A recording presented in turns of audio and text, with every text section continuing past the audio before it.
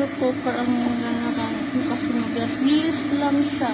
Mas maganda pag ikaw maghalo. Yan, ganyan. Halo-haloin na lang siya.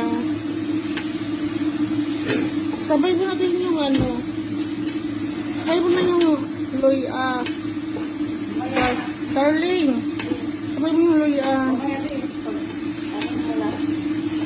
Pagpag.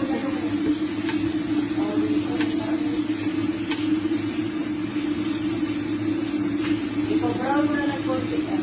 Sabran daw muna ng kunti.